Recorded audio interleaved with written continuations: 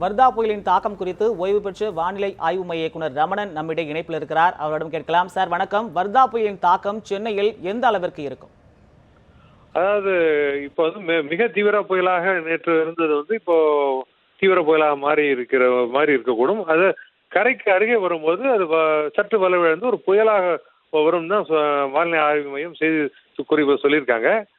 அதாவது நேற்றெல்லாம் 130 கிலோமீட்டர் மணிக்கு அந்த வேகத்தில் இருந்த காற்றின் வேகம் குறைந்து இப்பொழுது வந்து அது கரையை கடக்கும் பொழுது 80 முதல் 90 கிலோமீட்டர் வேகத்தில் காற்று வீசக்கூட 100ஐ தொடும் சொல்லியிருக்காங்க. அந்த அளவிலே பார்க்கும்போது வலு குறைஞ்சிருக்குன்னு தான் சொல்லலாம். இதற்கு காரணம் வந்து மேலடுக்கில் காற்று முறிவும் அடுத்தபடியாக கடலின் வெப்பம் சற்று குறைவாக நமது கடற்கரை இருப்பதனால அது புயலாக வரும்னு சொல்லியிருக்காங்க. சார், அதே போல மழை தொடர்ந்து பெய்து வருவதால் பொதுமக்களின் இயல்பு வாழ்க்கை பாதிக்கப்பட்டிருக்கிறது. பொதுமக்கள் பின்பற்ற வேண்டிய முன்னெச்சரிக்கை நடவடிக்கைகள் என்னென்ன?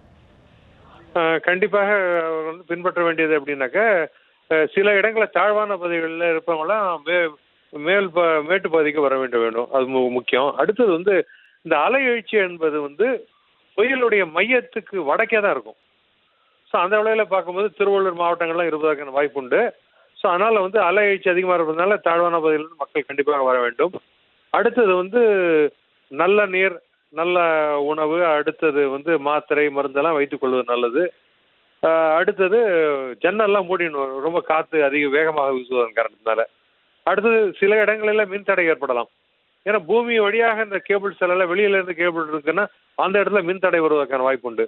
அப்பொழுது வந்து டிரான்சிஸ்டர் போன்ற உபகரணங்கள் வைத்துக் கொள்வது, டார்ச் லைட்லாம் வைத்துக் கொள்வது நல்லது. சார், அதே போல வர்தா புயல் அதி தீவிரமடைந்துள்ளதால் எவ்வளவு மழையை எதிர்பார்க்கலாம்? அதாவது இது வந்து நமக்கு தீவிரம் குறையும், வெறும் புயலாக தான் வரும். தீவிர புயலாக படிப்படியாக குறையும் வலு அப்படின்னு தான் வானிலை ஆய்வு மையம் கூறி இருக்கிறது ஒன்று. ஆனால் மழை இருக்கும். அவர்களாம் அவங்க செய்தி குறிப்பில் அவங்க கொடுத்துருக்காங்க. கனமழை மிக கனமழைக்கான வாய்ப்பு உண்டெல்லாம் கொடுத்துருக்காங்க. அந்த அளவிலே பார்க்கும்போது இந்த காஞ்சிபுரம் திருவள்ளூர் மாவட்டங்கள்லாம் கண்டிப்பாக எதிர்பார்க்கலாம். அதே போன்று அது உள் மாவட்டங்களில் பயணிக்கும் பொழுது இந்த கிருஷ்ணகிரி மாவட்டம், அந்த மாதிரி மாவட்டம், திருவண்ணாமலை மாவட்டம்லாம் கொடுத்துருக்காங்க செய்தி குறிப்பில். அங்கெல்லாம் கனமழை வருவதற்கான வாய்ப்பு உண்டு உள்ளே செல்லும் பொழுது. காற்றின் வேகம் எந்த அளவுக்கு இருக்கும் சார் எதிர்பார்க்கலாம்? கடல் சீற்றம் அதிகமாக காணப்படுகிறது. ஆமாம், கடல் சீற்றம் பொதுவாக அந்த வடக்கு பகுதியெல்லாம் அதிகமாக காணப்படும். இயல்பை காட்டிலும் 1 மீட்டர் அதிகமாக வரும்னு செய்தி குறிப்பில் சொல்லியிருக்காங்க. அந்த அளவுக்கு எதிர்பார்க்கலாம். காற்றின் வேகத்தை பொறுத்தவரையிலே கரையை கடக்கும் பொழுது வந்து உங்களுக்கு வந்து 80 முதல் 90 கிலோமீட்டர் வரை இருக்கும் மணிக்கு. அதுக்கப்புறம் 100ஐ கூட தொடுங்கிறாங்க. உள்ளே பயணிக்கும் பொழுது 40 முதல் 50 கிலோமீட்டர் குறைந்து விடும் சொல்லியிருக்காங்க.